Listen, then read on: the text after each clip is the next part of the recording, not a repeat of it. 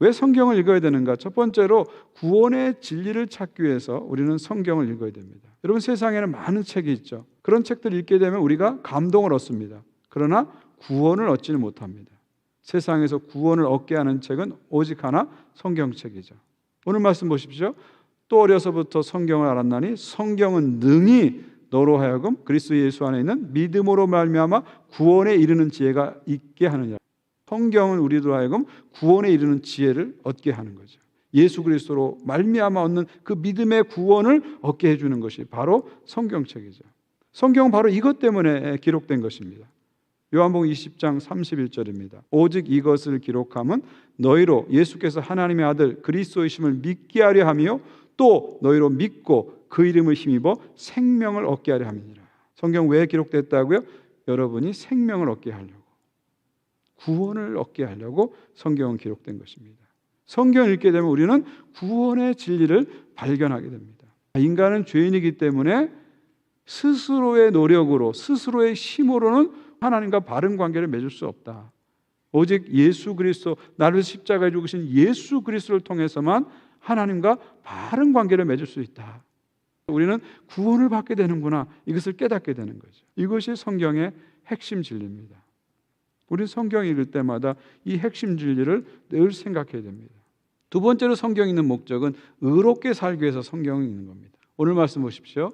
모든 성경은 하나님의 감동으로 된 것으로 교훈과 책망과 바르게 함과 의로 교육하기에 유익하니. 성령의 감동으로, 하나님의 감동으로 된 성경은 우리들을 가르쳐줍니다. 교훈한다는 건 뭐예요? 가르쳐주는, 선생님처럼 가르쳐줘요. 그 다음에 책망합니다. 잘못된 거 있으면 잘못됐다고 얘기해줘요. 또 바르게 한다, 잘못된 걸 고치도록 하는 것이 성경의 역할이라는 거죠.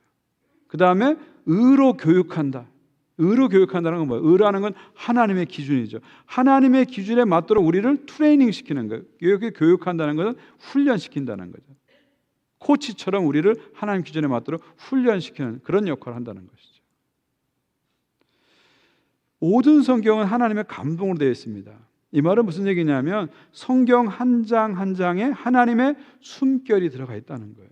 성경 한자 한자에 하나님의 숨결이 들어가 있다는 거예요. 성경은 그냥 책이 아닙니다. 그냥 글자가 아닙니다. 성경은 하나님이십니다. 성경은 하나님이세요. 그래서 우리가 성경을 가까이 하면 하나님하고 가까워지는 거예요. 근데 성경으로부터 멀어지면 하나님으로부터 멀어지는 거죠. 토레이 박사는 이것을 이렇게 말했어요. 토레이 박사가 한국에 있는 대천덕 신부님, 그분의 할아버지인데요. 토레이 박사 이렇게 얘기했어요. 당신의 성경이 점점 더러질 때마다 당신의 삶은 점점 더 깨끗해집니다. As your Bible has been getting black, your life has been getting white. 깨끗해진다는 겁니다. 물론 요즘은 성경을 다 스마트폰이나 태블릿이 있으니까 더러워질 일은 없죠. 근데 결국 무슨 얘기입니까? 성경을 읽으면 읽을수록 나는 깨끗해진다는 거예요. 근데 성경을 안 읽으면 내 마음은 점점점 더러워진다는 거죠. 성경은 우리를 깨끗하게 만들어주는 거예요. 의롭게 살도록 만들어주는 것입니다. 특별히 우리는 성경을 읽으면서 책망의 소리를 들을 줄 알아야 됩니다. 책망의 소리. 오늘 말씀도 보니까 교훈과 책망에 유익하다고 했잖아요. 여러분, 성경 읽다 보면 책망의 소리를 들을 때가 있어요. 이 책망이라는 게 뭐예요? 우리가 살아가면서 정도를 이탈할 때가 있어요. 잘못된 길을 갈 때가 있어요. 우리가 죄악의 어두운 밤길을 헤맬 때가 있어요. 그때 너 잘못 가고 있어 얘기해 주는 게 바로 그게 바로 책망의 소리라는 거죠. 여러분이 성경을 읽게 되면요, 책망의 소리를 듣게 되는 거예요. 그런 책망의 소리가 나한테 들리면 아, 내가 하나님의 음성을 듣고 있구나, 하나님 만나고 있구나, 그렇게 생각하시면 돼요. 어느 날 성경 읽는데 야, 내가 잘못 생각하고 있어, 내가 잘못 살았구나, 내가 잘못했구나 하고 무릎을 딱 치고 생각한다면 그게 바로 책망의 소리예요. 그리고 그 책망의 소리를 듣게 되면 어떻게 돼요? 고치게 되는 거예요. 교훈과 책망과 그 다음에 바르게 고치게 되는 거죠. 성경은 우리를 교훈합니다. 그리고 책망하고요, 바르게 하고 결국은 하나님의 기준 의로 훈련시키는 것이죠. 이것이 성경 읽는 중요한 목적입니다. 마지막 세 번째로 왜 성경 읽어야 될까요? 온전하게 되기 위해서 성경이 있는 것입니다. 오늘 마지막 절 보십시오. 이는 하나님의 사람으로 온전하게 되며 모든 선한 일을 행할 능력을 갖추게 하람이니라. 여기서 바울이 온전하게 된다 이런 표현을 썼어요. 바울에게서 온전하게 되다, 온전한 사람이라는 것은 예수님의 제자를 뜻하는 겁니다. 온전한 사람이란 건 뭡니까? 삶의 전 영역에서 예수님을 끊임없이 닮고자 하는 사람이 온전한 사람이에요. 결국 뭐예요? 그리스도의 제자가 바로 온전한 사람이죠. 우리가 성경을 읽다 보면 우리는 마지막에 어떻게 됩니까? 온전한 사람, 그리스도의 제자가 되는 것이죠. 성경은 우리를 제자로 만드는데 마지막 목표를 두고 있다는 것이죠.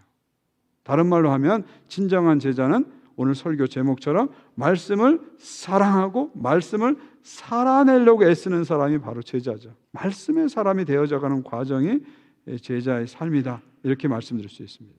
유진 피터슨 목사님 쓴 책 중에 아주 특이한 제목의 책이 있어요. 같은 방향으로의 오랜 순종. 영어 제목이 A Long Obedience in the Same Direction. 같은 방향으로, same direction, 한 방향으로의 long obedience, 오랜 순종이라는 책입니다. 그 부제에는 discipleship in an instant society, 인스턴트 시대의 제자도, 이렇게 부제가 붙어 있어요. 이 책에서 유진 피터스 목사는 이런 얘기를 합니다. 우리가 정말 가치 있는 삶을 살려고 한다면 A long obedience in same direction, 같은 방향으로 오랜 순종이 반드시 있어야 된다는 거예요. 어떤 분야를 하든지 간에 방향을 잘 정해놓고 그 방향으로 long obedience, 오랜 순종이 쌓여져야 가치 있는 결과가 나온다, 그런 얘기입니다. 근데 오늘날 시대는요, 인스턴트 소사이티, 인스턴트 시대가 되다 보니까 사람들이 한 방향으로의 오랜 순종을 점점 잃어버린다는 거예요. 그냥 눈앞에 오는 즉각적인 그런 만족, 기쁨, 재미, 이걸 너무 우리는 추구하고 산다는 거예요. 그래서 그걸 찾아서 이리저리 헤매는 관광객처럼, 투어리스트처럼 살아간다는 거죠. 그러다 보니까 한 방향으로의 오랜 순종이 낯설게 느껴지고 낡은 것처럼 자꾸 느껴지는 그런 시대에 살고 있다는 것입니다. 우리 교회의 큰 목표가 뭐예요? 날마다 제자의 수가 늘어나는 믿음의 공동체, 믿음의 주에 온전케 하신 예수님만 바라보고 그 예수님을 쫓아가는, 오랜 기간 쫓아가는 long obedience라는 오랜 순종을 하는 그런 삶을 살자는 것이죠. 그것이 바로 전교인 성경 통독, 묵상, 대행진이라고 생각합니다. 이 같은 방향으로의 오랜 순종에 여러분 모두가 동참하시기를 간절히 부탁드립니다. 우리 함께 걸어갔으면 좋겠습니다. 관광객이 아니라 순례자가 돼서, 예수님의 제자가 돼서 한 방향으로 오랜 순종의 길을 걸어가는 여러분 모두가 되시기를 우리 주 예수 그리스도의 이름으로 축원드립니다.